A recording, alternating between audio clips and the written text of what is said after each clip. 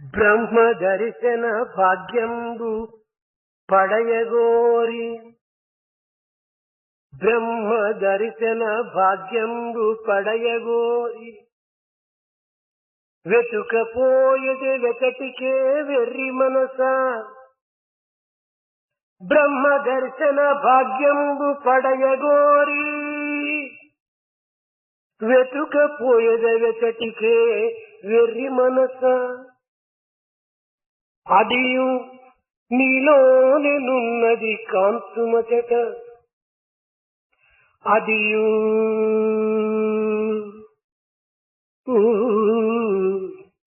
అదియు నీలోనున్నది కాంతుమచట సత్యమును తెలుపు బాట సత్యమును తెలుపు బాట ఈ సాయి మాట సత్యమును తెలుపు బాట ఈ సాయి మాట. Seeking the fortune of God's vision, where do you go in search, O foolish mind? That is verily within you. Look for it there. These words of Sai reveals the path of truth. ప్రేమయను పంట పండింప అలవి కాదు ప్రేమను పంట పండింప నలవి కాదు అంగడందున దీనిని అమ్మరాదు ప్రభువులైనను సామాన్య ప్రజలునైనా అహము వినడాడి త్యాగులై అరయవలయు ప్రేమయను పంట పండింప నలవి కాదు అంగడులయందు పెట్టి అమ్ముటకు సాధ్యంబు లేదు ప్రభువులైనను సామాన్య ప్రజలునైనా అహము విడనాడి త్యాగులై అరయవలయు అహము విడనాడి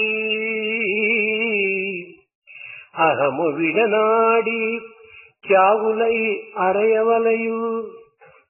Love is not a crop that can be cultivated, neither can it be traded in shops. Be they masters or commoners, the ego is to be given up, thus becoming men of sacrifice. దివ్యాత్మ స్వరూపులారా, Embodiments of the divine Atma. కర్మక్షేత్రమున జీవయాత్ర సలిపే ప్రతి జీవికి మనసు, వాక్కు, చెవులు, కన్నులు, ముక్కు, కాళ్ళు, చేతులు ఇవన్నీ కూడాను నిత్య ఉపయోగార్థమై ఏర్పడినటువంటి కరణములు. For every individual undertaking the pilgrimage of life in this field of action, mind, speech, ears, eyes, nose, feet and hands are instruments created for the purpose of regular use. కరణములనగా పనిముట్లు. Karanamalu means instruments. తన జీవయాత్రలో ఉపయోగించుకునేటువంటి యొక్క కరణములు కనుకనే దీనికి ఉపకరణములని కూడాను మరొక పేరు. As these instruments are used in the journey of life, they are also referred to as upakaranas. ప్రాకృతమైన ఈ జగత్తునందు ఏ విధమైన విజయమును సాధించవలనను కరణం, కారణం, కర్త ఈ మూడు కూడాను అత్యవసరం. To achieve anything in this manifest world, the instrument, cause and doer, these three are most essential. ఈ కరణమును ఉపయోగించుకునేటువంటి వాడు కర్త. The one who uses these instruments is called karta or the doer. ఉపయోగింపబడేటువంటి వాడు కారకుడు. Doer is the one who uses them. కారకుని యొక్క కోరిక కేవలము కారణము. The desire of the doer is the cause. కరణ, కారణ, కర్త ఈ మూడింటి యొక్క ఏకత్వాన్ని మానవుడు గుర్తించడమే ప్రధాన లక్ష్యము. Recognizing the unity of the instrument, cause and doer is the primary purpose of man. సామాన్యముగా కన్నులు చూస్తున్నవని, చెవులు వింటున్నవని, నోరు మాట్లాడుతున్నదని నిత్య జీవితంలో మనం ఈ పదములను ఉపయోగపెడుతుంటాం. In everyday parlance we say, the eye sees, the ears hear, and the tongue speaks. కానీ చూచునదే కన్నులైనా, మాట్లాడునదే నోరైనా, వినునవే చెవులైనా మానవుడు మరణించిన తరువాత ఈ చెవులు, ఈ కన్నులు, ఈ నోరు ఉన్నది. కానీ తాను తమ తమ కర్మమును తాము ఆచరించటం లేదు.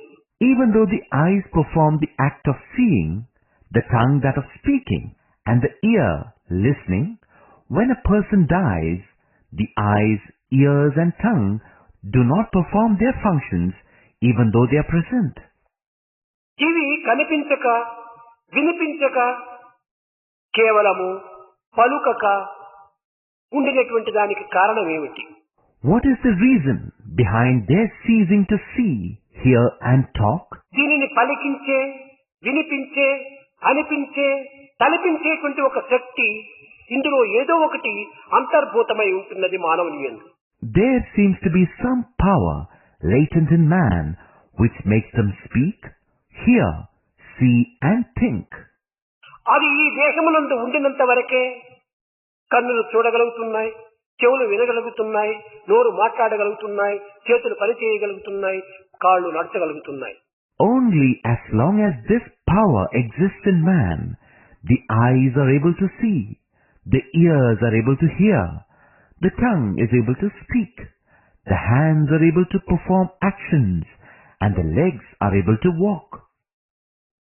కనుక సమస్త కరణములకును ప్రాణము పోసి వాటి వాటి కర్తవ్య కర్మలను ఆచరింపజేసేటువంటి యొక్క దివ్య శక్తి మానవుని యందు ఒకటి ఉన్నది. So, there is one divine power that fills life into all these instruments and enables them to perform their functions and actions. దానిని సామాన్యముగా ప్రాణము అని పిలుచగలుగుతున్నాం. That is generally referred to as prana or the life principle.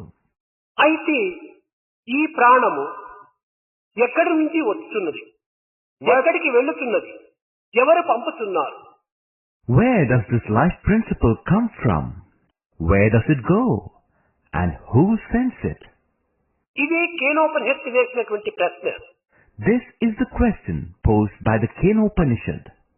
కనుక ఈ పలికించే, వినిపించే, అనిపించే, తలిపించే, మురిపించే ఈ దివ్యమైనటువంటి శక్తి ప్రాణములకు ఉన్నదా, లేక ప్రాణముల కంటే అధిపతి అయినటువంటి మరొక శక్తి ఏమైనా ఉన్నదా అని విచారణ సలుపుతూ వచ్చింది. It further inquired whether the prana or the life principle has the power to enable speaking, hearing, thinking and feeling, or if there is a power greater than even the prana. సూర్యుడు ప్రకాశిస్తున్నాడు. The sun shines. సూర్యుని యొక్క వెలుతురు ఆధారం చేతనే చంద్రుడు ప్రకాశిస్తున్నాడు. Using the sun's light as the basis, the moon shines. చంద్రుని యొక్క ప్రకాశమే భూమిపైన పడుతున్నది. The moonlight falls on earth. అప్పుడు భూమి కూడాను ప్రకాశిస్తూ ఉన్నది. Then the earth shines too. అయితే ఈ భూమి ప్రకాశము దేని వల్ల ప్రకాశిస్తున్నది? What then is the cause for the earth's glow? చంద్రుని యొక్క ప్రకాశము చేత. It is the light from the moon. చంద్రుని యొక్క ప్రకాశము దేని వల్ల ప్రకాశిస్తున్నది? Where does the moon get its light from? సూర్యుని యొక్క ప్రకాశం చేతని. It is from the sun's light. అయితే సూర్యుని యొక్క ప్రకాశం దేని వల్ల ప్రకాశిస్తున్నది? From where does the sun get its light? అది ఏ దివ్యమైనటువంటి యొక్క శక్తి. That is the divine Shakti or power. దీనిలో ఉండినటువంటి హైడ్రోజన్, హీలియం, అనేటువంటిది ఏ శక్తి నుంచి ఆవిర్భవించినటువంటిది? Which is the power from where the hydrogen and helium in the sun have emerged? దీనిని ఉపనిషత్తులు బ్రహ్మతత్వము అన్నారు. The Upanishads call it Brahma Tattva. ఈ బ్రహ్మ యొక్క ప్రకాశము చేతనే జగత్తంతైకును ప్రకాశించుచున్నదనియు, And it is explained that the whole cosmos is illumined by this divine power. కేవలం బ్రహ్మ ప్రకాశింపచేయునదే కాని బ్రహ్మను ప్రకాశింపచేసేటువంటి వస్తువులు జగత్తునందు లేవనియు, ఈ బ్రహ్మ యొక్క ప్రకాశమే నేత్రములు యందు చేరి నేత్రములు చూడగలుగుతున్నవనియు, The Brahman illumines, but there is nothing in the world that illumines the Brahman itself, and that the Brahman's effulgence enters the eyes and enable it to see. కానీ నేత్రములు చూడగలుగుతున్నవే కాని నేత్రములు బ్రహ్మను చూడలేకపోతున్నవి. Though the eyes can see, they are unable to behold the Brahman. మనస్సు ఈ యొక్క ప్రకాశం యొక్క ఆధారమును పురస్కరించుకొని సంకల్పములను అభివృద్ధి గావించుకుంటున్నదే కాని మనస్సు ఈ బ్రహ్మను వర్ణించలేకపోతున్నది. The mind, basing itself on this brilliance of the Brahman, generates thoughts, but is itself unable to describe this Brahman.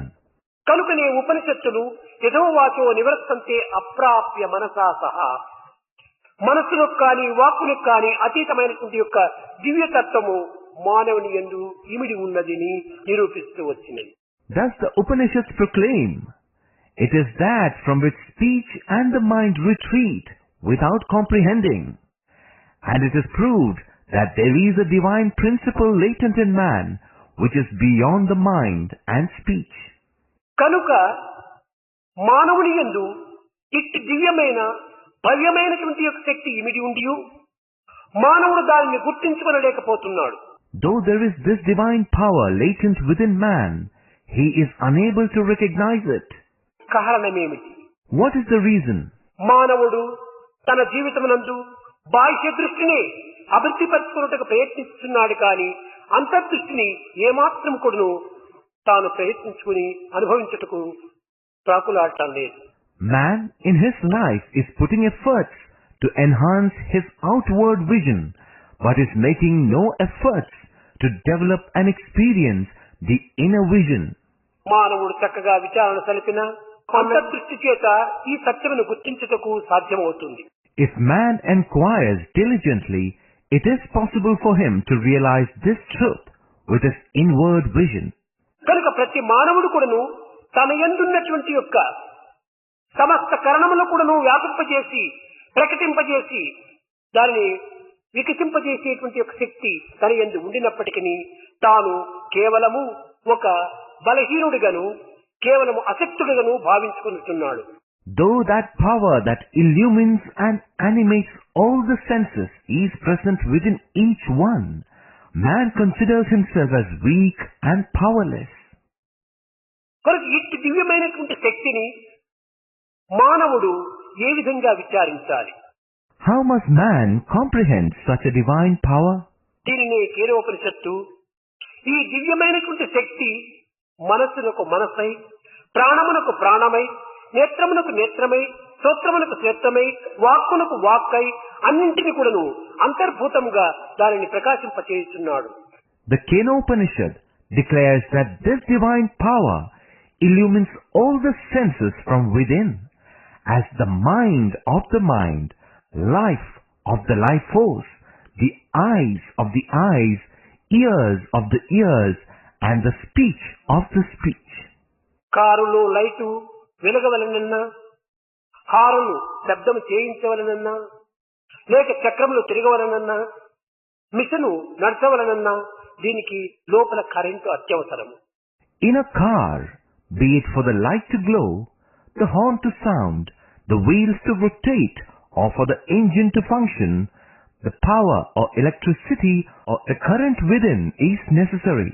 వెలిగే లైటు, నడిచే చక్రములు, కదిలే ఇంజను, పలికే హారను అన్ని కూడాను కరెంటు పైన ఆధారపడి ఉన్నవనేటువంటి సత్యమును గుర్తించినప్పుడే మన ఈ సర్వకరణములు కూడాను దివ్యమైనటువంటి యొక్క ఆత్మశక్తి చేత ఇవి తమ తమ ప్రభావం చేత తమ తమ కర్తవ్యాన్ని నిర్వర్తిస్తున్నవనే సత్యం కూడాను మనకు అర్థమవుతుంది.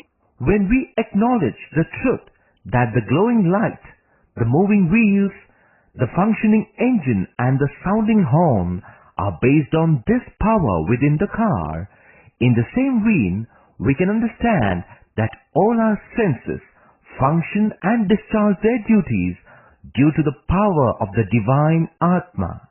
పూచిన పువ్వులన్నీను కాయలు కావు. Every flower that blossoms does not become a fruit. కాచిన కాయలన్నీ కూడాను పండ్లు కావు. Every fruit does not ripen. కానీ పండిన పండులన్నీ కూడాను కింద పడక తప్పదు. But all fruits which ripen are bound to fall down. ఇది ఏ మానవత్వంలో ఉన్నటువంటి ప్రధాన రహస్యం. This is the most important secret which is inherent in human life. కారణ కర్తవ్యములు ముగిసేగానే When the time, cause and duties end, కాయము అనేటువంటిది నిశ్శక్తిహీనమై, నిర్వీర్యమై, ప్రాణరహితమై, నిర్జీవమై నిలిచిపోతుంది. the body becomes weak, loses radiance, gives up life and turns lifeless. అయితే ఈ జీవతత్వమునకు ఆధారమేమిటి? What is the basis for this life principle? అది ఏ ఆత్మతత్వం.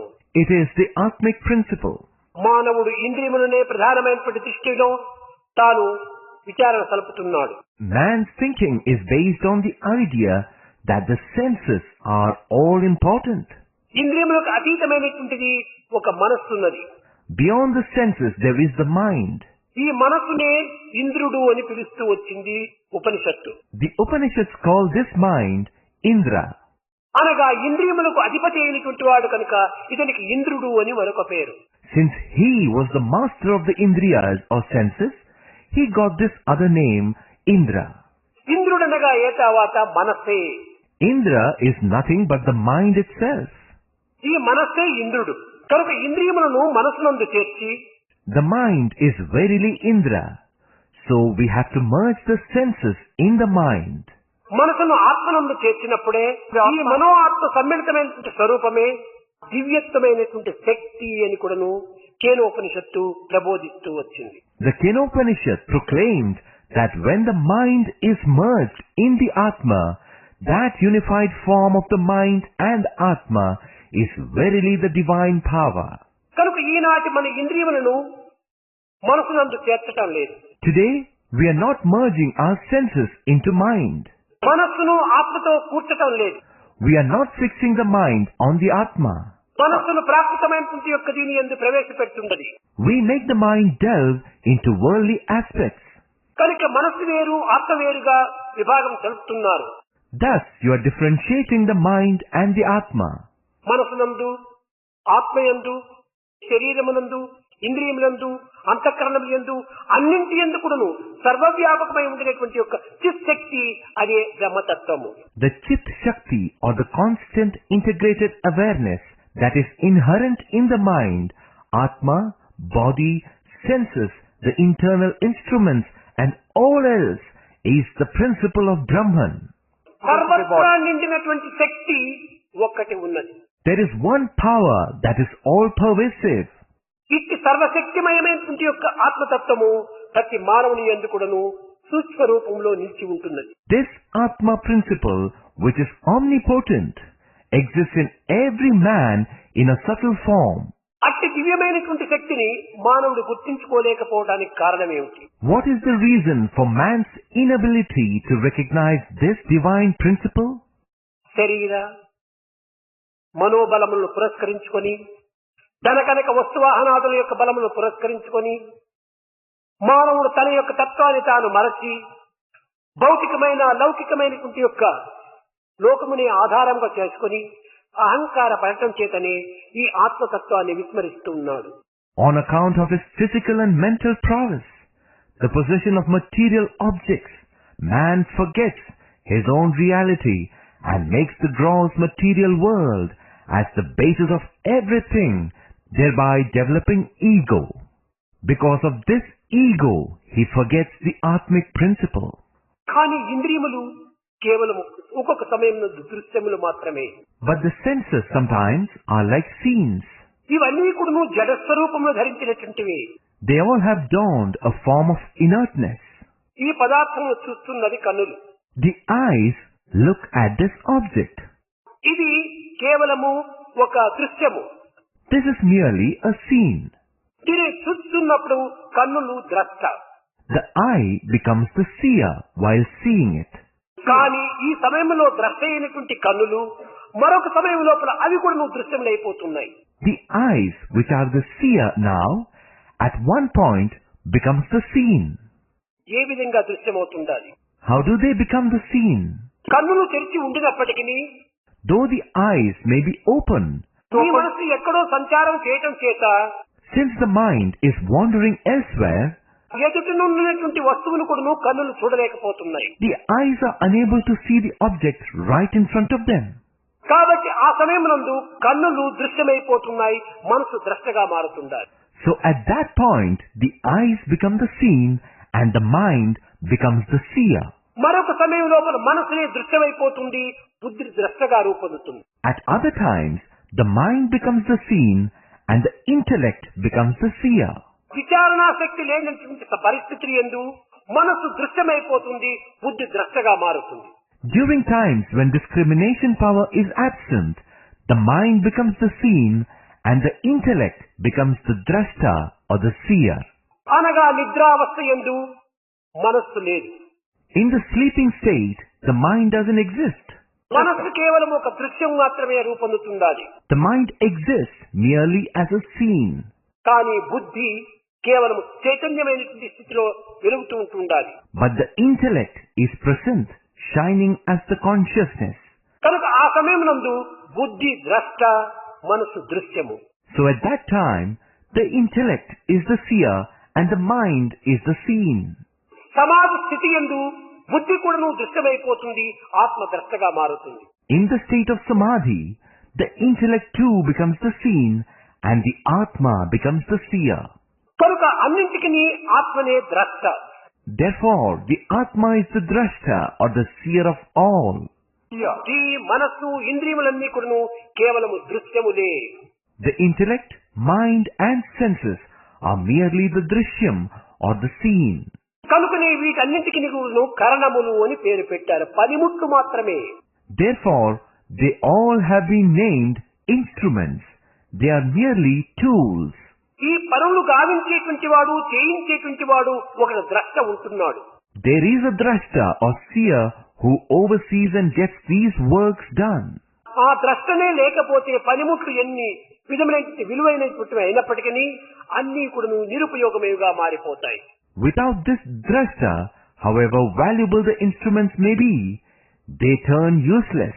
కొన్ని కోట్ల ధనమును వ్యయం చేసి ఒక పెద్ద మిషన్ తెచ్చి పెట్టాము. Spending crores, we procure a big machine. దాని విలువ పెద్దదే, గొప్పదే. It is indeed valuable. కానీ అందులో కరెంట్ గిరి లేకపోతే అది నిరుపయోగమైన ఇనుప ముద్దగా మారుతుంటుంది. But without electricity, it would become a useless block of iron. కనుక దేహము కూడా అటువంటిదే. The body too is similar. ఇందులో దివ్యమైనటువంటి ఒక చైతన్య శక్తి అనేటువంటి ఆత్మశక్తియే ఇందులో సర్వ కరణములు కూడాను పరిచయించకుండా నిలిచిపోయినప్పుడు ఇది కూడాను ఒక మాంసపు ముద్దగా తయారవుతుంది. When this divine conscious atmic power within it ceases to work through all the senses, this body too becomes a mere mound of flesh. ఇది ఒక తోలు చిత్తుగా రూపొందుతుంది. It becomes a bag of skin. కనుక ఇలాంటి ఒక విలువైనటువంటి ఒక దేహమునకు విలువను కల్పించి దాని యందున్నటువంటి కరణములంతా కూడాను సక్రమమైన మార్గములో ప్రవేశపెట్టి జీవిత మార్గములో దీనిని సరైనటువంటి కరణములుగా సార్థకం గావించుకోవటమే మానవుని యొక్క ప్రధాన కర్తవ్యం. Therefore, bringing value to this otherwise valueless body, employing the senses present in it in the righteous path, and finding fulfillment of these instruments in the journey of life is the primary duty of man. అయితే మానవులకు ఈ ప్రాకృతమైనటువంటి యొక్క భావము అంత సులభంగా మారేటువంటిది కాదు. But in man, this worldly nature does not change easily. పచ్చ కర్పూర పుంబడి పాదు చేసి కమ్మ కస్తూరి ఎరువుగా గుమ్మరించి మంచి పన్నీరు నీరుమోసి పెంచుతున్న నుజ్జగించిన కనకంపు ఉల్లిపాయ. You may cultivate onions in a field of dry camphor. using fragrant musk as manure and rose water for irrigation, but won't the resulting onions still smell like onions? దీని వాసన ఎక్కడ పోతుంది? Where will its smell go? పచ్చ కర్పూరమే భూమి, కమ్మ కస్తూరే ఎరువు, పన్నీరే నీరు, ఇన్ని విధములైనటువంటి దీంతో ఈ ఉల్లిపాయలు పెంచినప్పటికీ ఉల్లిపాయ వాసన ఏనాటికి పోదు. Dry camphor is the earth. Fragrant musk is the compost or manure. Rose water for watering. Even if you grow the onion plant with all these, the smell of onion will never go. అనేక జన్మల నుండి కూడా నువ్వు వెంటాడుతున్నటువంటి ఈ ప్రాకృతమైనటువంటి యొక్క భావములనే ఎన్ని విధములైనటువంటి సాధనలు జరిపినప్పటికీ, ఎన్ని రూపములైనటువంటి సత్సంగంలో చేరినప్పటికీ దీని యొక్క పాత వాసన అనేటువంటిది ఏమాత్రం కూడా అంత సులభంగా మారేటువంటిది కాదు. These worldly feelings that have been carried over many births do not change their vasana or smell all that easily, in spite of all the various spiritual practices undertaken and the good company entertained. కనుకనే మొట్టమొదట మానవుడు దేహ సంబంధమైనటువంటి విషయాన్ని చక్కగా అర్థం చేసుకోవాలి. Hence, first and foremost, man should understand clearly the matters relating to the body. ఈ దేహము ఏమిటి? What is this body? మలమూత్ర దుర్గంధ మాంసరక్తములతో కూడినటువంటిదా? Is it merely that which is made of fecal matter, urine, foul smell, flesh and blood? అవును, మలమూత్ర దుర్గంధ మాంసరక్తములతో కూడినటువంటిది. Yes, it is indeed made of fecal matter, urine, foul smell, flesh and blood. కానీ అందులోనే మాణిక్యమైనటువంటి ఆత్మతత్వం కూడాను ప్రకాశిస్తుంది. But in it, that precious gem of Atmic principle too shines. మాణిక్యమైనటువంటిది Mandla లోపల కాసేటువంటిది కాయలు కావు. Precious gems are not fruits born on trees. మట్టిలో పుట్టేటువంటివే మాణిక్యములు. అవి మృణ్మయములైనప్పటికీ చిన్మయంగా రూపొందుతాయి. Precious gems are born in the dirt of the earth. Though they are mrinmaya or born of earth, they are chinmaya or sparkle with purity. నీ దేహము మృణ్మయమైనప్పటికీ ఆత్మ చిన్మయంగా రూపొందుతుండాలి. In the same way, the body is mrinmaya or made of dust, but the indwelling atma is chinmaya or pure. ఈ చిన్మయ తత్వాన్ని చక్కగా అర్థం చేసుకోవటమే మానవునికి ప్రధానమైనటువంటి యొక్క రహస్యము. Man's main duty is to understand this chinmaya tattva or the principle of pure consciousness. లేకపోతే జంతువునాం నరజన్మ దుర్లభము. ఈ నరజన్మం యొక్క దుర్లభం ఏమిటి ఉండాలి ఇందులో? It is said that of all beings, to be born as a human is a rare opportunity. What makes it so? ఈ విలువైనటువంటి దానిని మనం గుర్తించినప్పుడే మన వాల్యూ కూడా సరైన రీతిలో గుర్తించినటువంటి వారం అవుతాం. Only when we recognize this invaluable opportunity, we will understand our own value. కనుక తన యందున్నటువంటి యొక్క విలువైనటువంటి యొక్క తత్వాన్ని తాను మర్చిపోతున్నాడు. Man today is forgetting about the value which is inherent in him. మాణిక్యం వంటి తన యొక్క హృదయాన్ని మసిబొగ్గులు కమ్ముకుంటున్నాడు. He is bolstering his heart, which is like a gem for mere charcoal. కనుకనే తన యొక్క విలువను తాను గుర్తించుకోలేకపోతున్నాడు. That is the reason he is not able to realize his own value. మానవుని యొక్క విలువ ఏమిటంటే ఏదో కొంతవరకు ఎవరైనా ఒకరు మరణించారు యాక్సిడెంట్ లో అంటే అతనికి 5,000 రూపాయలు గవర్నమెంట్ ఇస్తుండాలి. వాని విలువ 5,000 రూపాయలా? What is the worth of man? When a man dies in an accident, the government gives 5,000 rupees. Is his worth merely 5,000 rupees? మానవుని యొక్క జీవితం ఇంతేనా? Is that all man's life is? ఇది కాదు విలువ. This is not the value. దీనికి విలువనే లేదు. It is invaluable. ఎంత విలువ ఇచ్చినప్పటికీ దీనికి చాలదు. No value ascribed to it is appropriate. అట్టి విలువలేనటువంటి యొక్క పవిత్రమైన మానవ జీవితాన్ని విలువ నిమిత్తమై మనం విలువకు దింపుతున్నాం. Such a priceless and sacred human life, we bring down its value by ascribing a price to it. ఒక్కొక్క సమయం నందు మనము చాలా భద్రమైనటువంటి ఇనుప పెట్టెలు తెచ్చి పెట్టుకుంటుంటాము ఇంటిలో. Sometimes we purchase a secure iron safe and keep it in our homes. ఆ ఇనుప పెట్టె వెల తక్కువే. The price of the iron safe is pretty low. కానీ ఇనుప పెట్టెలో పెట్టినటువంటి నగలు విలువ చాలా అధికమైనటువంటిది. But the value of the ornaments we keep inside it is very high. విలువలేని ఇనుప పెట్టె ఈ దేహము. పెట్టెలోన నగలు పెట్టినట్టు దేహమందు దివ్య దేవుడుండెను సుమా. This body is like a valueless iron safe. Like how jewels are kept in the safe, in the body is the divine Lord. ఈ దేహమనే ఇనుప పెట్టెలో దేవుడనేటువంటి ఒక పెద్ద విలువైన నగ ఉంటుండాలి. In the iron safe of this human body, there is a great precious jewel called God. దానికి మనం విలువ ఇవ్వాలి కానీ ఇనుప పెట్టి కాదు విలువ ఇవ్వాల్సింది. We need to give value to that and not to the iron safe. కేవలం విలువైనటువంటి ఆభరణములు విలువైనటువంటి బంగారు పెట్టెలోనే పెడితే రెండింటికి విలువ ఉండదు, దొంగలు దోచుకుని పోతారు. If the valuable ornaments are stored in a valuable golden safe, both will have no value. Thieves would steal it. విలువైనటువంటి ఈ యొక్క సుగుణములన్నిటి ధనమును విలువలేని ఇనుప పెట్టెలో పెట్టాలి.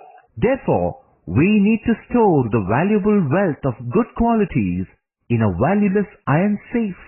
అది సృష్టి యొక్క రహస్యము. That is the secret of creation. కేవలము దేహం అనిత్యము. The body is temporary. Satyam. Atma is truth. నిత్య సత్యమైనటువంటి యొక్క ఆత్మ కేవలం అనిత్యము అశాశ్వతమైన దేహమునందు ఇమిడి ఉంటుండాలి. The Atma, which is eternal and real, is placed in the ephemeral and finite body. దాని నిమిత్తమై మనము దేహమును కూడాను కాపాడుకొనవలెను. For the sake of the Atma, we need to protect the body too. దేహము అలక్ష్యం చేయరాదు. The body cannot be neglected. ఎంతవరకు? Till when? సత్యాన్ని మనం గుర్తించేంత వరకు కూడాను దేహాన్ని మనం పోషించాలి, దేహాన్ని సంరక్షించుకోవాలి. Till we realize the truth, we need to nourish the body and protect it. అంతేకాని దేహమే ప్రధానమని దేహిని విస్మరించటము ఇది సరియైన మానవత్వమునకు అర్థం కాదు. Instead, considering body as of primary importance and forgetting the indweller is not the true meaning of human nature. ఇది మనలో అహంకారం చేరినప్పుడు అన్నీయూ మనకు మరుగైపోతుంటాయి. When ego sprouts in us, we forget everything. ప్రకాశించేటువంటి సూర్యునకు దట్టమైన మేఘములు అడ్డు వచ్చినప్పుడు సూర్యుడు కూడాను మనకు కనిపించదు. When the effulgent sun is covered by thick clouds, even the sun becomes invisible to us. కానీ సూర్యుడు మనకు కనిపించకుండా పోయినంత మాత్రమున సూర్యుడు లేడా? Just because we are unable to see the sun, does that mean the sun isn't there? ఉన్నాడు, కానీ మేఘములు అడ్డు రావటం చేతనే మనకు కనిపించటం లేదు. He is very much there, but because of the clouds, we were unable to see. అయితే ఈ మేఘములు శాశ్వతమైనటివా? Are these clouds permanent? కాదు కాదు, పాసింగ్ క్లౌడ్స్, కదిలిపోయే మేఘములు. No, they are passing clouds. మేఘములు కదిలిపోయిన తక్షణమే సూర్యుడు ప్రకాశిస్తాడు. As soon as the clouds move away, the sun shines. కనుకనే మానవత్వములో మన ఈ అహంకారము అభిమానం అనేటువంటి దట్టమైన మేఘములు చుట్టుకొనటం చేతనే మనకు ఆత్మతత్వం అనేటువంటిది అర్థం కాకపోతున్నది, కనిపించలేకపోతున్నది. In the case of human nature, surrounded by the thick clouds of our ego and attachment, we are unable to understand the Atmic principles. We are unable to perceive it. కనిపించకపోయినంత మాత్రం లేదని మనం భ్రమిస్తున్నాము. Since it is invisible to us, we are under the illusion that it doesn't exist. దేవుడెక్కడంత దేవులాడుటయేలా, దేవుడు నీవే అయి ఉంటున్నావు. Why are you in search of God? You are verily God. కనుక నీవే ఆ యొక్క స్వరూపమైపోయి నిన్ను నీవు వెతుక్కోవడానికి ప్రయత్నిస్తున్నావు. As you are yourself a form of God, you are in fact searching for yourself. ఒక చిన్న ఉదాహరణము. Here is a small example. సర్వ పదార్థములు కూడినటువంటి ఒక స్టోర్ రూమ్ లోపై మనం వెతుకుతూ ఉంటే అన్ని పదార్థములు మనకు కనిపిస్తాయి. If we were to go and search in a store room that has many objects, we will find all the objects. కానీ ఒక్క పదార్థం మాత్రం మనకు కనిపించదు. One object alone we wouldn't be able to see. ఏమిటది? What is that? ఏ పదార్థములు ఎవడు వెతుకుతున్నాడో వాడు మాత్రం కనిపించడు, ఇంకా అన్ని కనిపిస్తాయి. The person who is searching for the objects is not seen. Everything else is seen. కనుక ఈ జగత్ అనేటువంటి స్టోర్ లో నువ్వు ప్రవేశించి అన్నింటినీ వెతుకుతున్నావు. You have entered into this store called world and you are searching for everything. అన్ని పదార్థములు కనిపిస్తున్నాయి. And you are able to see all the objects. కానీ నిన్ను నీవు చూడలేకపోతున్నావు. but you are unable to find yourself. అదే పెద్ద దోషం. This is a big mistake. తనను తాను గుర్తించినటువంటి వాడికి సర్వ పదార్థములు కూడా సులభంగా గుర్తించుకోగలడు. దృష్టి పదార్థముల పైన పెట్టడం చేతనే ద్రష్ట మరువైపోతున్నాడు. The person who has known oneself can easily recognize all objects. As the vision is directed towards objects, the seer is invisible. Torch light మనం వేసుకుని దారిని నడుచుకుంటూ పోతుంటాం, కానీ ఈ టార్చ్ లైట్ దారిని చూపుతాండది కానీ నిన్ను చూపటం లేదు. Walking on the street with a torchlight, you can see the road, but not yourself. ఆ టార్చ్ లైట్ నీ వైపున మరల్చుకున్నప్పుడు నీకు నీవే కనిపిస్తావు. Turn the torchlight on yourself, and you can see yourself. ఇది దివ్యమైనటువంటి యొక్క దృష్టి. This is the divine vision. ఈ దివ్య దృష్టిని అంతర్ముఖము గావించుకున్నప్పుడు ఆనందమయమైన, అమృతమయమైన, అమరమయమైన యొక్క ఆత్మతత్వము మనకు చక్కగా అర్థమవుతుంది, ప్రకాశిస్తుంది. When you turn this divine vision inward, the blissful, nectarous and immortal Atmic principle will be understood and shine forth. ఒకానొక సమయమునందు Once upon a time, దేవాసుర యుద్ధము జరిగినప్పుడు when there was a war between the gods and demons, దేవతలకు విజయం సంభవించినదని విజయోత్సవం కలుపుకుంటున్నారు దేవతలు. declaring that they had won, the gods were observing a celebration of victory. ఈ విజయోత్సవం లోపల విజయములకు కారణమైనటువంటి దీనికి గుర్తించుకొనలేక మాకు విజయం సంభవించినది, ప్రాప్తించినదని అహంకారంతో విర్రవీగుతూ వెర్రివారి వలె గంతులు వేస్తూ వచ్చారు. In these celebrations, not recognizing the true cause for their victory, they swaggered around with the ego that they had emerged victorious. అహంకారంతో వీర విహారం కలుపుతూ వచ్చారు. Egoistically, they proclaimed their valor.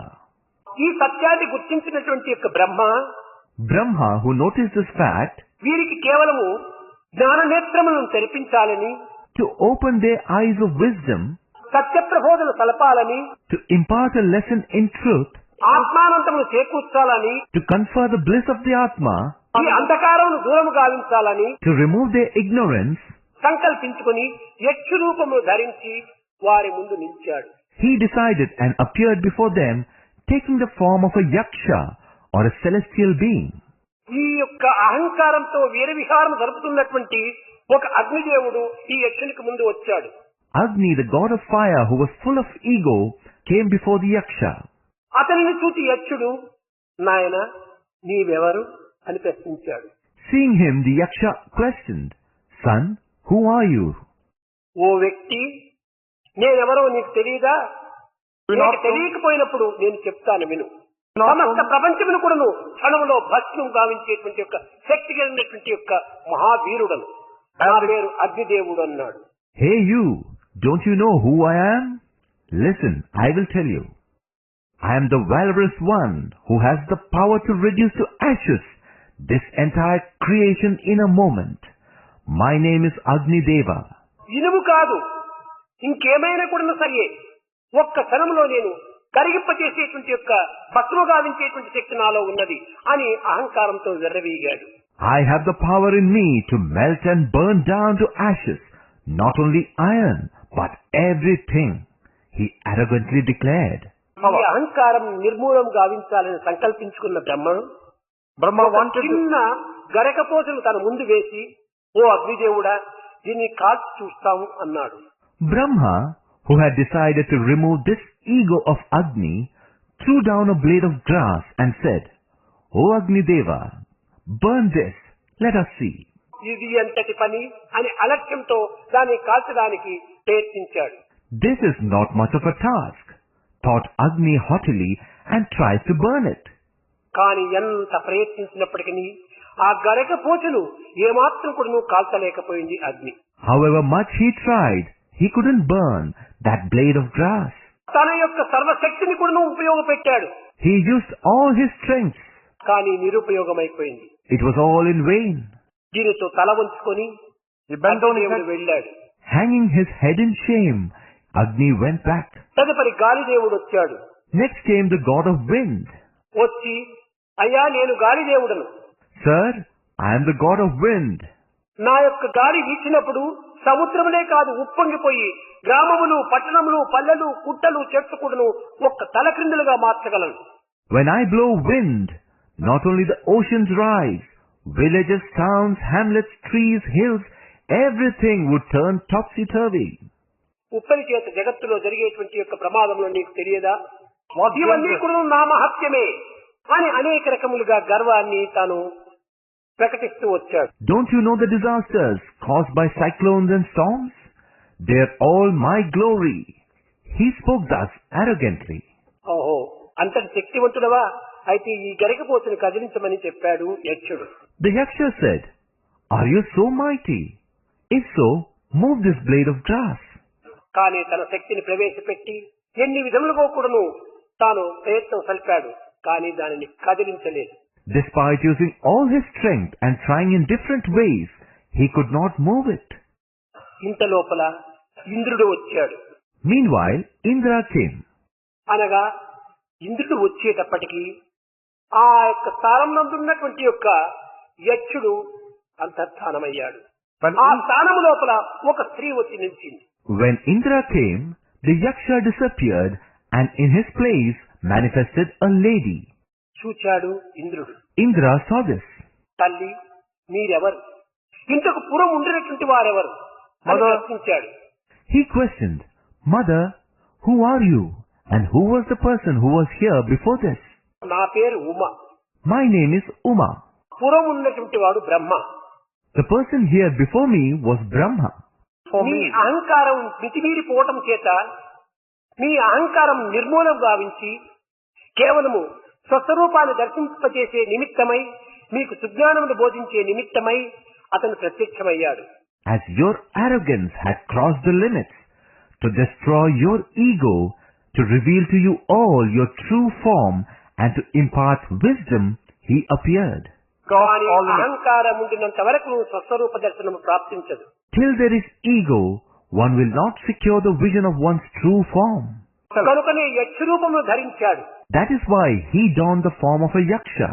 యక్ష రూపంలో ఉన్నటువంటి బ్రహ్మను కూడా మీరు బ్రహ్మగా భావించుకోలేకపోయారు. You all fail to recognize Brahma in this form of a yaksha. కానీ ఈ ఇంద్రియములకంతా అధిపతి అయినటువంటి వాడు కనుక నీవు ఇంద్రుడు. ఈ నిప్పు, నీళ్లు, గాలి ఇవన్నీ కూడా కేవలము సెన్సెస్, ఒక ఇంద్రియములతో సమానం. వీటన్నిటికీ అధిపతి అయినటువంటి వాడు నీవు. You are Indra, the master of the Indriyas or senses. The fire, wind and other elements are merely equal to the senses. You are their Lord. నీవు కూడాను ఆ యొక్క బ్రహ్మ దర్శనమునకు ఏమాత్రము అర్హుడవు కావు. Even you don't deserve the vision of Brahma. కనుకనే ఆ బ్రహ్మ అంతర్ధానమై కేవలము నీవు ఇంద్రుడు కనుకనే నీవు వాంఛా స్వరూపుడుగా ఉంటున్నావు. Hence Brahma disappeared and I came. You being Indra, you are the embodiment of desires. Desires.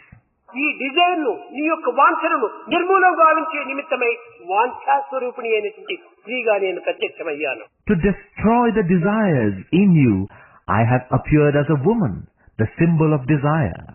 ఈ రూపమునైనటువంటి యొక్క భావము చేత, ఈ ప్రబోధన చేత ఈ యొక్క దేవతలు తమ తమ అహంకారమును కొంతవరకు నిర్మూలము గావించుకొని కన్నులు తెరచి జ్ఞానోదయం కలిగి బ్రహ్మను గురించి ప్రార్థిస్తూ వచ్చారు. Because of the lesson received from this form, the gods realized their folly to some extent. Their eyes opened, wisdom dawned, gave up ego, and they meditated on Brahma. కేవలము దేవతలు ఇంత శక్తి ఉండినప్పటికీ ఒక గరకపోతుని కదిలించలేకపోయారు. In spite of possessing such powers, the gods could not move a blade of grass. ఇలాంటి శక్తి అనేటువంటిది ఎక్కడి నుంచి ఉంటున్నది? Such strength, where from does it come? మానవుని యందు ఉండినప్పటికీ ఈ అహంకార మమకారం అనేటువంటి దాన్ని కేవలము అన్నిటినీ కప్పిపుచ్చి తన యొక్క స్వస్వరూపాన్ని కూడా మరుగు చేస్తూ వస్తుండాలి. Though it is within man, ego and attachment conceal it and also makes one forget one's true nature. అప్పుడు ఇంద్రుడే తల వంచి Indra, then bending his head down, కదలదు నీదు సంకల్పములేనిదే గడ్డిపోతయును అది నిదుననగనేల పిపీలకాది బ్రహ్మ పర్యంతము నీవే. అది ఎరుంగరు మది గలంగరు ముదము చెందరు భూమిని కొందరు వివేకమున వర్తించదన్న విధి ఇతరు కాని కడకు ఏ గతిని బట్టెదరో తెలియజాలరెంత వారలైన కదలదు నీదు సంకల్పము లేనిదే గడ్డిపోచయును. అదియు నిదియు ననగనేల పిపీలకాది బ్రహ్మ పర్యంతము నీవే. అది ఎరుంగరు మది గలంగరు మహిమ చెందరు భూమిని కొందరు వివేకమును వర్తించదని కడు విర్రవీగదరు కాని చివరకే వేళకేది సంభవించునో తెలియజాలం ఎంత వారలైనా. Without your will, a blade of grass cannot move. One cannot declare that you are this or that. You alone pervade all beings, from an ant to the Brahman. All don't realize or recognize it or experience. Some on earth arrogantly feel they are wise, but none can know what happens finally, however great one may be. Without your will, a blade of grass cannot move. ఓ భగవంతుడా, ఎన్ని తెలివితేటలుండి ప్రయోజనమేమిటి? O Lord, what is the use of all knowledge? ఎన్ని శక్తి సామర్థ్యం నుండి ప్రయోజనమేమిటి? What is the use of all the strength and valor? ఎంతటి విద్యావంతుడై ప్రయోజనమేమిటి? However learned one may be, what is the use? ఎంతటి ధన కనక వస్తువాహనాలతో ఉండి ప్రయోజనమేమిటి? What is the use of possessing so much money and material? ఎంత ధనబలము భుజబలము బుద్ధి బలము ఉండినప్పటికీ నిన్ను తెలుసుకునేటువంటి బలము లేనప్పుడు సర్వ బలము కూడాను దుర్బలములే అన్నారు. It is said, no matter how much power you may possess, be it the power of wealth, physical or of knowledge, when the power to know yourself isn't there, all powers become weaknesses. నిన్ను తెలుసుకొనుటకు ప్రేమ బలము ఒక్కటే తప్ప భక్తి బలము ఒక్కటే తప్ప ఇంక ఏ బలము కూడాను నిన్ను తెలుసుకొనుటకు సాధ్యం కాదన్నారు. It is not possible to know yourself through any other strength or power other than the power of love and devotion. ఈ భక్తి బలమునకు మించినటువంటి బలము మరొకటి లేదు. There is no strength greater than that of bhakti. కనుకనే భక్తి అనగా ఏమిటి? So, what is bhakti or devotion? భగవంతుని నిస్వార్థమైనటువంటి హృదయముతో నిర్మలమైన భావముతో నిరహంకారమైనటువంటి చిత్తముతో ప్రేమించటమే భక్తి. Loving God with a selfless heart, pure feelings and a mind devoid of ego is bhakti or devotion. కనుక మానవుని యొక్క శక్తి సామర్థ్యములు ఇంద్రియముల యందు ఏమాత్రం కూడాను లేదు. Therefore, man's strengths are not inherent in the senses. ఆ ఇంద్రియములు కేవలము బ్రహ్మబలము చేతనే ఇంద్రియములు కూడాను తమ తమ పనులు తాము చేస్తూ వస్తున్నాయి. Senses perform their duties drawing strength from Brahman or God. కనుక మన ఇంద్రియములన్నీ కూడాను కరణములు అనేటువంటి యొక్క సత్యాన్ని మనం గుర్తించండి, పనిముట్లు అని భావించండి. So understand that all our senses are instruments. Consider them as tools. ఈ పనిముట్లను మనము అధికారంగా కర్తగా మారి దాన్ని సద్వినియోగంగా ఉంచుకునేటువంటి దీంట్లో మనం దాన్ని ప్రవేశపెట్టండి. Taking the role of the master, we must put these instruments to good use. ఈ యొక్క ఇన్స్ట్రుమెంట్ అనగా పనిముట్లు కూడాను కొన్ని కొన్ని సమయం లోపల కొన్ని రకములైన రోగములు కూడా ఏర్పడుతుంటాయి. Even the instruments are prone to diseases at times. అనగా ఈ పనిముట్లకు వచ్చేటువంటి రోగం ఏమిటి? What kind of diseases come upon these instruments? ఒక్కొక్క తోటి గడ్డపార ఉంటుంటాది.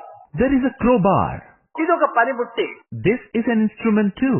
కానీ దానికి ఉపయోగపెట్టి మొద్దు బారిపోయి ఉంటాది. Due to extensive usage, it may have become blunt. ఆ మొద్దు బారటమే దీనికి రోగం. Becoming blunt is its disease. దాన్ని తిరిగి అగ్నిలో వేసి సుత్తితో కొట్టి దాన్ని చక్కగా సూటిగా మార్చుకోవాలి. We need to throw that into the fire, beat it with hammer, get it straight and sharp. ఈ రోగమునకు ఈ విధమైనటువంటి యొక్క ఔషధమే దానికి సరైనటువంటి ఔషధం. For such a disease, only this kind of medicine would work out. అదే విధంగానే మన కన్నులు ఉంటున్నాయి.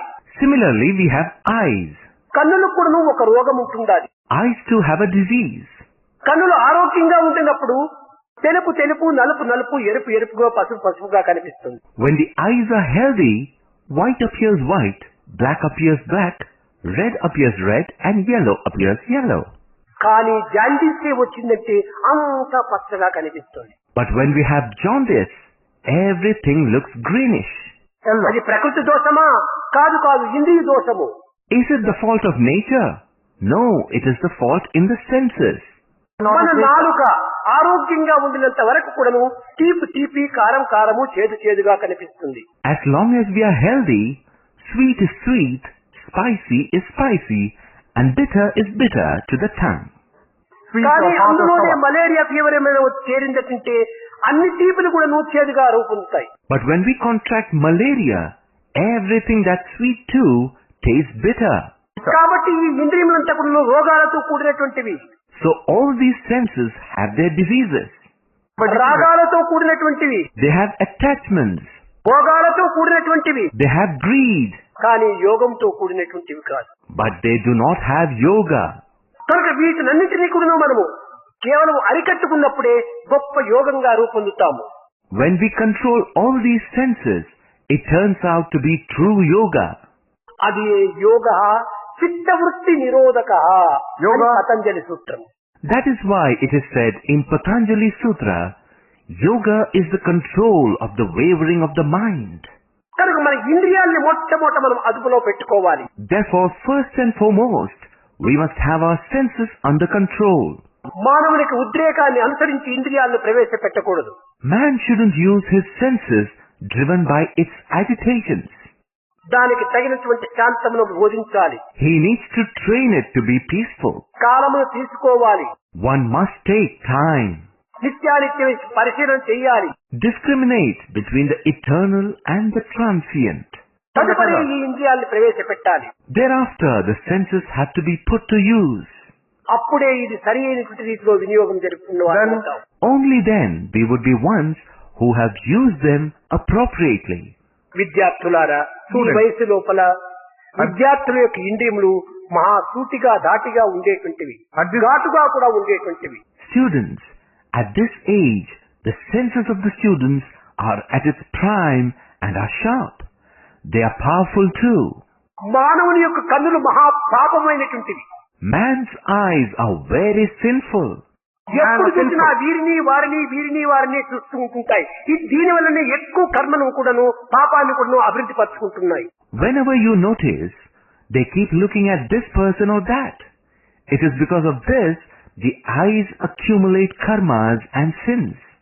మరి కొంతమంది విద్యావంతులు కన్నులను ఇచ్చింది ఎందుకోసం తెలిసినా చూసే కోసం అంటారు. A few educated individuals will say, do you know what for these eyes are given? It is for seeing. చూసే కోసమే నిజమే, కానీ మంచిని చూడు, చెడ్డను ఎందుకు చూస్తావు? True, the eyes are indeed given for seeing, but see the good. Why should you see bad? నోరిచ్చిందే తినేది ఎందుకోసం అంటే తినే కోసమే ఇచ్చావు, కానీ గడ్డిని తింటావా? Why have you been given the mouth? It is for eating, but will you eat grass? బలం తింటావా? వేగం తింటావా?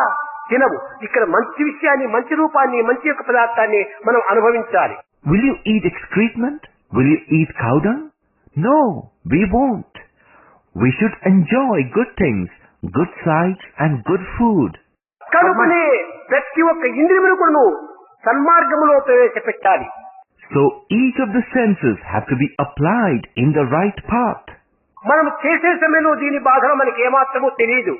We will not realize the problems when involved in the actions. కానీ దీని ఫలితం మున్ముందు తప్పక అనుభవించక తప్పదు. But there is no escape from facing the consequences in time. చెడ్డ మాటలు మనం కంట్రోల్లో పెట్టుకోండి. Keep bad words under control. చెడ్డ శ్రవణాన్ని మనం కంట్రోల్లో పెట్టుకోండి. Keep bad listening under control. చెడ్డ థాట్స్ మనం కంట్రోల్లో పెట్టుకోండి. Keep bad thoughts under control. చెడ్డ పనులను మనం కంట్రోల్లో పెట్టుకోండి. Keep bad actions under control. ఇది నిజమైన యొక్క ఆధ్యాత్మిక మార్గము. దీనిని పురస్కరించుకొని This is the true path of spirituality.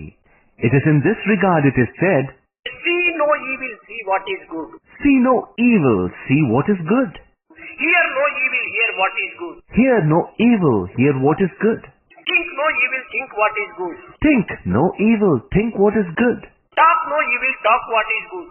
Talk no evil, talk what is good. Do no evil, do what is good. Do no evil, do what is good. This is the way to God. This is the way to God. ఈ విధమైనటువంటి దానిని మనం తగినటువంటి రీతిలో మనం ప్రయత్నపూర్వకంగా సాధించినప్పుడు మున్ముందు దీని బాధలకు మనము ఎన్నో కష్టములు అనుభవించవలసి వస్తుంది. If we do not achieve this in the right direction through our efforts, eventually we will have to face a number of problems. యవ్వనము చాలా అహంకారంతో కూడినటువంటిది. Youth is an age filled with ego. అందులో మానవుని యవ్వనము క్షణభంగురమైనటువంటిది. మించు వలె మించిపోతుంది, అది త్వరగా దాటిపోతుంది. That too, man's youth disappears in moments. It melts like ice. It passes off quite swiftly. కానీ ఇట్టి క్షణభంగురమైనటువంటి యొక్క ఇంద్రియముల యొక్క వాంఛలకు యవనములకు మనం కేవలము మురిసిపోయి మనము భవిష్యత్తును మనము భద్రం చేసుకుంటున్నాం. Falling prey to the pull of the senses and youth that are so momentary, we are ruining our future. కనుక ఈ యొక్క సమయం లోపలే మనం దీనన్నిటినీ అదుపులో పెట్టుకోవడానికి తగిన కృషి చేయాలి. So within this time itself, we must make efforts to bring the senses under control. ఇది కేనోపనిషత్తు ఋషులకు కానీ మానవులకు కానీ దేవతలకు కానీ ప్రబోధించినటువంటి సద్బోధ. This is the precept of Kenopanishad to all these sages, humans or gods.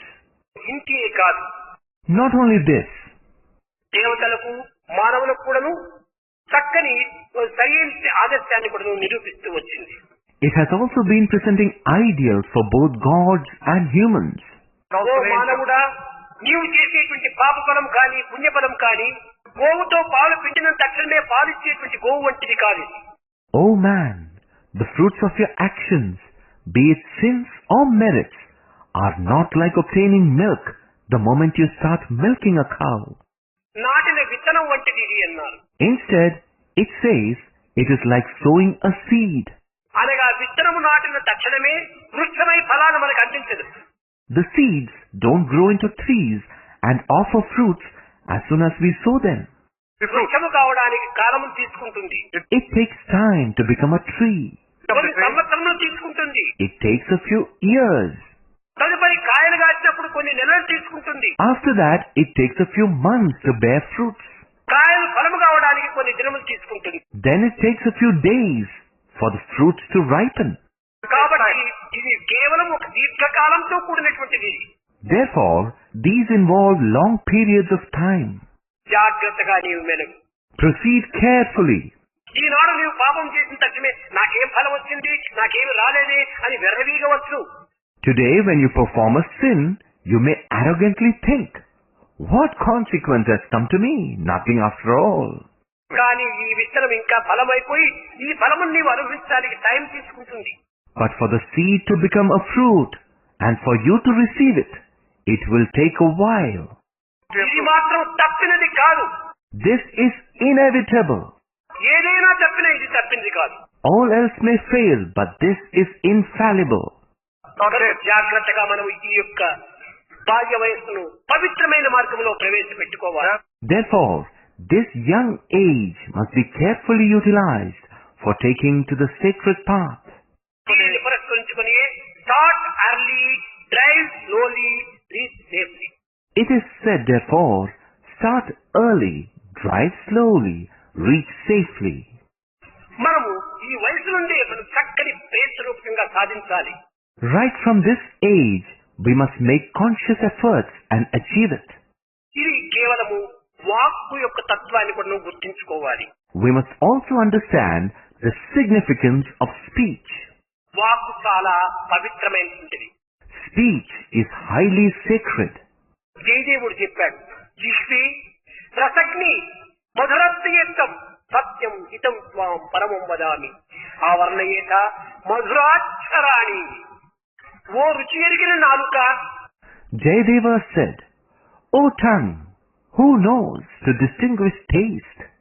ఓ పవిత్రమైన నాలుక, O sacred tongue, దివ్యమైన వాక్కుతో కూడిన నాలుక, O tongue of sacred speech, వాణిజ్యాన్ని అభివృద్ధి పరిచేటువంటి నాలుక, O tongue that enhances speech, Saraswati స్వరూపమైన నాలుక, O tongue the embodiment of Goddess Saraswati.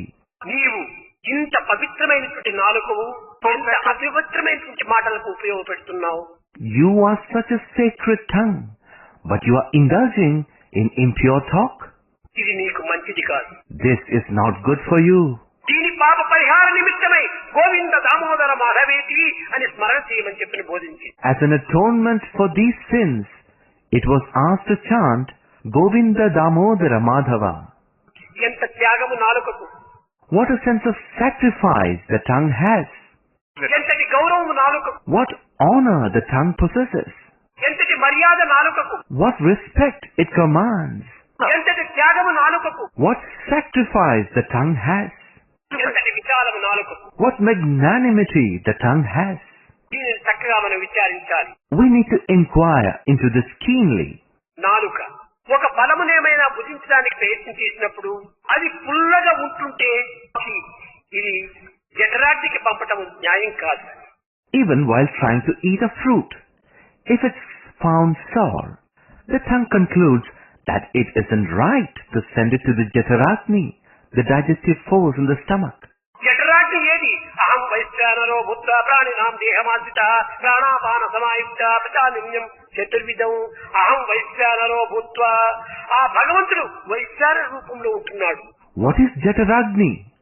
God himself is present in the form of fire, Vaishvanara, in the body. భగవంతుడికి నైవేద్యం చేయవలసినటువంటి ఫలం కాదు ఇది. This fruit is not worthy of being offered to the Lord.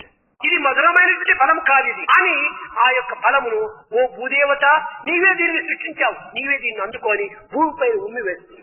This fruit is not sweet, O goddess of earth. You have created this fruit, hence you accept it back. Saying so, it spits it down. అదే ఫలమే మధురంగా ఉంటుంటే ఓ మధురమైనటువంటి మాధవ ఈ మధురాన్ని నీవు అనుభవించు. మధురాధిపతే మధురం మధురం. Had the same fruit been sweet, it would have said, O sweet Lord, Lord of all sweetness, may you relish this sweetness. కనుక తాను ఏమాత్రము అనుభవించదు. Hence it does not enjoy itself. మంచిని భగవంతునికి ఇస్తుంది, చెడ్డను ప్రకృతికి విసిరివేస్తుంది. It offers what is good to God, and the bad is turned back to nature. ఇంత త్యాగం కలిగినటువంటి ఈ నాలుక. This tongue has such a quality of sacrifice. ఎంత ఓపిక. How patient it is. ఏమిటి ఆ ఓపిక? What patience is it? దంతముల వంటి 36 ఇది సూటి అయినటువంటి అంగుల వంటి దంతములు ఉండగా దీని మధ్య లోపల మెత్తని నాలుక ఎంత చక్కగా జాగ్రత్తగా మెలుగుతుండాలి. There are 36 sharp knife-like teeth, but in their midst the soft tongue manages so skillfully and carefully. కనుక ఈ 36 దంతములు కేవలం ఒక సూటిగా అంగుల వలె ఉంటున్నటువంటి దాని మధ్య లోపల చాలా జాగ్రత్తగా వెలుగుతూ ఉండాలి. The tongue moves so carefully in between these 36 teeth that are sharp like arrows. దీన్ని విభీషణుడు కూడా చెప్పాడు హనుమంతుని దగ్గర. The same thing was told by Vibhishana to Hanuman too. Hanumantha, O Hanuman, ఈ రాక్షసుల వంటి ఈ దంతముల మధ్య నేను నామమును స్మరించేటువంటి నాలుక వలె జీవిస్తున్నాను. among these demons who are like the teeth, I am existing as the tongue that chants the name of the Lord. కించిత్తు నేను అటు ఇటు అజాగ్రత్త పడిన ఈ దంతముల మధ్య నా యొక్క జీవితము నాశనమైపోతుంది. If I am careless in any movement this way or that way, even for a moment, my life will be destroyed between these teeth. కనుక ఈ నాశనము కాక పూర్వమే ఈ నామాన్ని స్మరిస్తున్నాను, రూపాన్ని కూడా నువ్వు దర్శింపజేయమని చెప్పి హనుమంతుని ప్రార్థించాడు. I am chanting the name. Help me also to have the darshan of the form before the destruction. Vibhishana thus pleaded with Hanuman. అప్పుడు హనుమంతుడు చెప్పాడు. Then Hanuman replied, ఓ విభీషణ, O Vibhishana, నీవు కేవలము ఒక నాలుకగాను ఈ రాక్షసులు దంతముగాను పోల్చుకుంటున్నావు. you have compared yourself to the tongue and the demons to the teeth. నిజమే, కానీ దంతముల ముందు రాలుతాయా, నాలుక ముందు రాలుతుందా? It is true indeed, but do the teeth fall first or the tongue? దంతముల ముందు రాలిపోతాయి, నువ్వే భయపడనక్కర్లేదు. The teeth falls apart first, so you need not fear. నాలుక ఎప్పటికీ రాలదు. The tongue never falls. కనుక నీవు నాలుక వంటి వాడు, నీవు రామ సన్నిధిని చేరుతావు. So you are like the tongue. You will reach Lord Rama's presence. ఈ రాక్షసులే దంతములంతా ముందుగానే కూలిపోతాయి. These demons are like teeth that would fall shortly. యోచించనక్కర్లేదని ధైర్యం చెప్పాడు. So you need not worry. Saying thus, he gave him courage. కనుకనే నాలుక ఇంత పవిత్రమైనటువంటిది. So tongue is very sacred. ఇంత సున్నితమైనటువంటిది. So very tender. ఇంతే కాదు, గౌరవాన్ని అందుకునేటువంటిది. Not only that, it commands respect. ఏమిటి ఈ గౌరవము? What is this respect? ఈ నాలుక బజారు కుక్కల వలె ఆ ఇంటికి ఈ ఇంటికి తిరిగేటువంటిది కాదు. This tongue does not roam from house to house like a street dog. తన ఇంటి లోపల తాను ఉండి పెదవులకు తలుపులకు బయట కూడా తాను రాదు. అంత గౌరవంగా జీవిస్తుంది. It stays at home and does not even step out of the door, the lips. It leads its life with so much dignity. చూసావా, ఎప్పుడే ఎన్ని మాటలో మాట్లాడుతుంది, కానీ ఒక్క తూరైన తలుపులు దాటి బయటికి ఏమైనా వస్తుందా? It may speak any number of words, but does it step out of the doors even once? అది చాలా గౌరవంగానే మర్యాదగానే రాణి వలె జీవిస్తూ ఉంటుంది. It lives with such dignity and respect like a queen. కనుకనే నాలుగుకు చాలా గౌరవం అందిస్తున్నారు. Therefore, the tongue is given so much respect. ఇంతే కాదు, లోకంలో ఏమైనా చెడ్డ పనులు చేసినప్పుడు పశువా అని అతని దూషిస్తుంది. Not only this, if a wrong is done in society, it reprimands them saying, "Are you an animal?" మంచి పని చేసినప్పుడు నీవు పశుపతి వంటి వాడవురా అని వర్ణిస్తుంది. When good actions are performed, it praises saying, "Oh, you are like God, Pashupati." కనుక దూషణకు భూషణకు గౌరవాన్ని అందించేటువంటిది ఈ నాలుకే. So it is the tongue that gives respect to both praise and censure. అతి పవిత్రమైన నాలుకను మనం పవిత్రమైన దీంట్లో ప్రవేశపెట్టాలి. Therefore, a tongue as sacred as this must be utilized for the sacred purposes alone.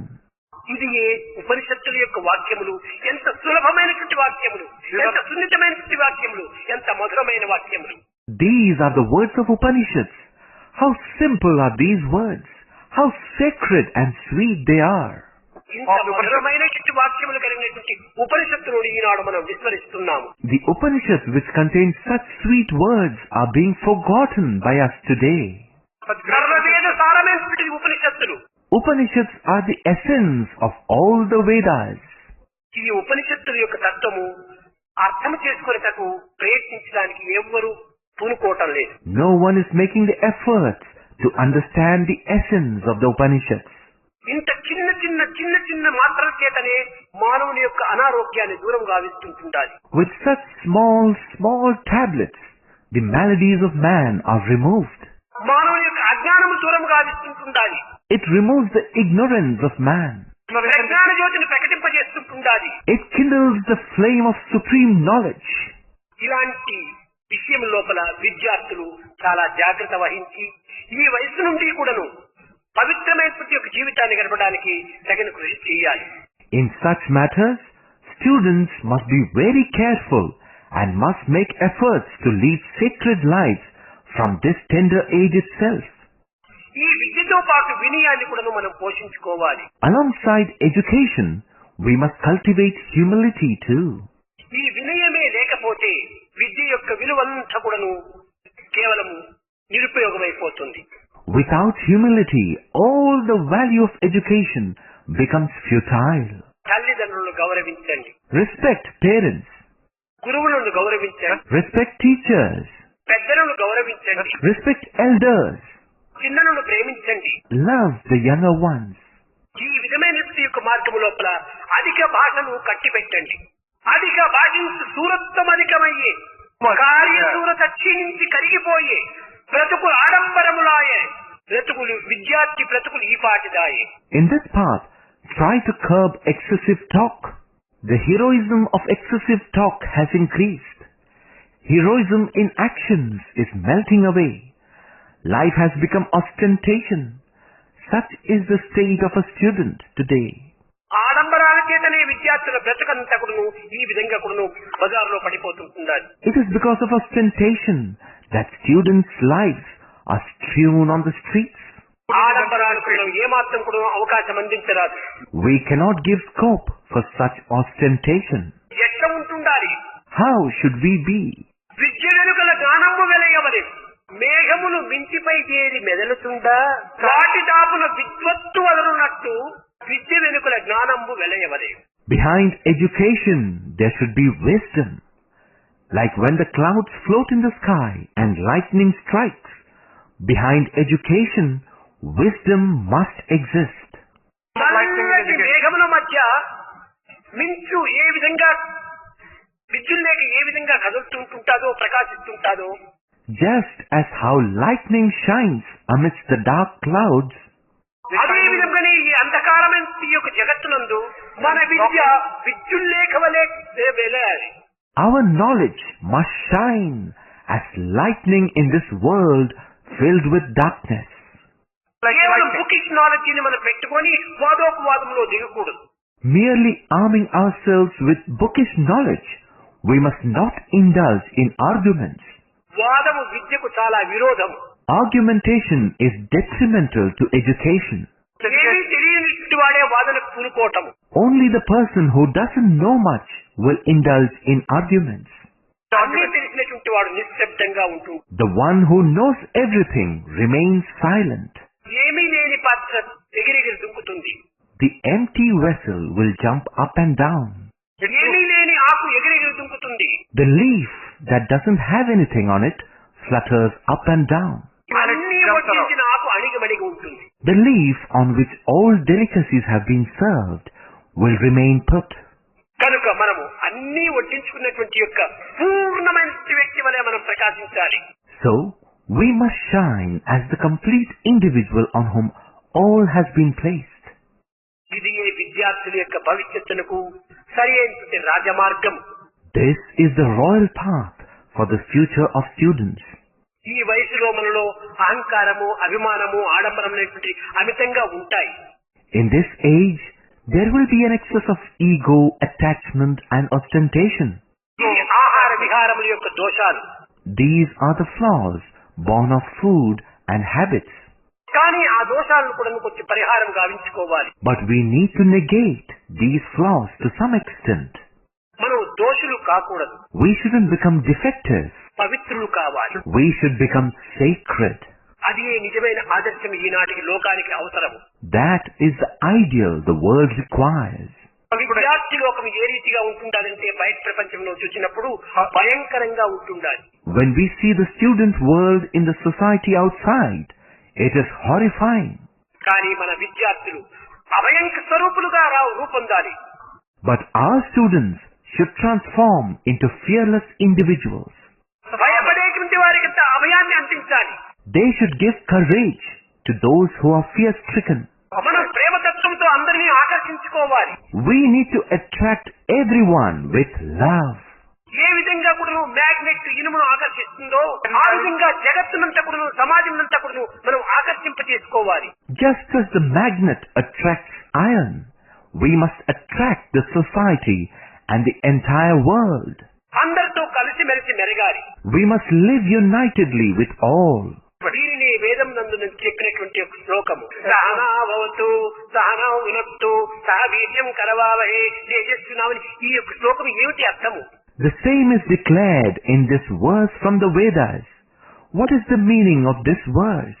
కలిసిమెలిసి తిరగాలి. We must move unitedly. కలిసిమెలిసి పెరగాలి. We must grow together. కలిసిమెలిసి తెలుసుకున్న తెలివిని పోషించాలి. Together, we must cultivate the knowledge that has been obtained. కలిసి మెలిసి కలత లేక కలిమితో జీవించాలి. We should live together peacefully without any animosity or enmity. ఇది ఏ లోకానికి శాంతి శాంతి శాంతి. This is true peace for the world. కనుక లోక శాంతి మనకు కావాలనుకున్నప్పుడు అందరితో కలిసి మెలిసి కలత లేక కలిమితో జీవించాలి. Therefore, when we aspire for world peace, we should live with everyone in harmony and without any misunderstanding. కలతలు ఉండరాదు. We cannot have misunderstandings. కనుకనే ఈ ఉపనిషత్తుల యొక్క భావములు ఎంత పవిత్రమైనటువంటివో మీరు ఒక్కతూరి విచారించాలి. So you must introspect for a moment into how sacred the feelings conveyed by the Upanishads are. ఆనాటి ఋషులు తెలివితేటలు లేని వారి కాదు. The sages of yore were not unintelligent. వారు ఈనాటి సైంటిస్టుల కంటే ఎక్కువ పరిశోధన చేసేటువంటి వారే. They would do much more research than the scientists of today. వారు చేసినంత పరిశోధనలు ఈనాటి వ్యక్తుల్లో 1000 ఒక భాగమైన లేదు. Not even 1 of 1000 of the analysis and research conducted by them is to be found in individuals of today. జీవితమంతా పరిశోధన చేస్తూ వచ్చారు. All through their life, they researched and analyzed. ఈనాటి సైంటిస్టు చీకటి రూమ్ లో కూర్చొని పరిశోధన చేస్తున్నారు. Scientists of today research sitting in dark rooms. ఈనాటి పరిశోధన అంతా కూడా కేవలం బావిలో కప్పల వంటివి. The research of today is comparable to a frog in the well. ఆనాటి పరిశోధనలు సముద్రంలో ఉండినటువంటి కప్ప సంచారంగా జరిగింది. The research of yore was comparable to a frog moving about in the sea. విశాలమైనటువంటి యొక్క పరిశోధనలు చేస్తూ వచ్చారు. They performed research broad-mindedly. ఇది స్వార్థము సర్పయోజనంతో కూడినటువంటి పరిశోధనలు. Research today is selfish and self-centered. అది స్వార్థము నిరహంకారంతో కూడినటువంటి పరిశోధనలు. Their research was selfless and free of ego. కనుక ఈనాటి ఋషులను మనం ఏదో ఒక విధమైనటువంటి హాస్యాస్పదంగా ఒక విధమైనటువంటి యొక్క పరికమారిన వారి వల్లే మనం భావిస్తూ వస్తున్నాం. Today we speak contemptuously of these sages as though they were incompetent. కాదు కాదు కాదు కాదు వారు ప్రసాదించినటువంటి యొక్క దివ్యమైనటువంటి మణులే ఈనాటి మానవత్వాన్ని పోషిస్తూ వస్తున్నాయి. No, no. The tenets handed down by them is what is nourishing mankind today. కనుక సకల శాస్త్రములకు మదించి అందించినటువంటి సుధా నిధులు ఈ ఉపనిషత్తులు. So Upanishads are the repositories of nectar that extract and offer the essence of all scriptures. కనుక ఉపనిషత్తుల భావాలను చిన్న చిన్న విషయాలతో మన నిత్య జీవనం అవసరమైనటువంటి యొక్క మార్గాల్లో దీన్ని ప్రవేశపెట్టి దివ్య జీవితాన్ని అనుభవించాలని నేను ఆశీర్వదిస్తూ నా ప్రసంగాన్ని విరమిస్తాను. Hoping and blessing that you may apply these simple precepts of the Upanishads in every small aspect of daily life and thereby lead divine lives, I bring my discourse to a close. రేపటి దినం మరొక ఉపనిషత్తును తీసుకుందాం. Tomorrow we shall take up another Upanishad. ఈ సర్వోపనిషత్తులు కూడాను భగవంతుని సమీపాన్ని చేర్చేటువంటివి. All these Upanishads can lead you closer to God. సమీప భగవంతునికి సమీపాన్ని చేర్చేటువంటివి. Upa means near. They take you near God. అదే మొట్టమొదటి మన వైస్ ఛాన్సలర్ కోరారు, భగవంతుని సమీపానికి పోవడానికి తగినటువంటి ఉపాయములు చెప్పమని చెప్పాడు. That is what the Vice Chancellor requested on the first day. He asked for the means that can take one closer to God. కనుక భగవత్ నామస్మరణ గావిస్తూ, Therefore, chanting God's name, దివ్యమైనటువంటి జీవితాన్ని పవిత్ర మార్గంలో ప్రవేశపెట్టి ప్రశాంతమైనటువంటి జీవితాన్ని మనము ఆదర్శంగా అందించాలి. leading this divine life through sacred paths, we must present as an ideal lives filled with peace. ఈనాటి లోకము లోపల ఆలోచనలు అధికమైపోయినాయి. In today's world, agitations have increased. అశాంతి మితిమీరిపోయింది. Unrest has crossed limits. భద్రత తగ్గిపోయింది. Security has diminished. ఇలాంటి సమయంలో విద్యార్థులు ఆదర్శవంతమైనటువంటి యొక్క అభయాన్ని, ఆనందాన్ని, భద్రతను చేకూర్చాలని నేను ఆశిస్తున్నాను.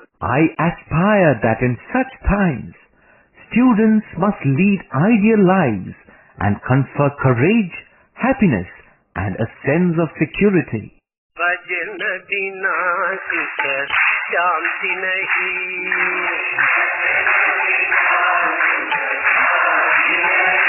हरि भजन बिना सुख शांति नहीं, हरि नाम बिना आनंद नहीं, हरि नाम बिना आनंद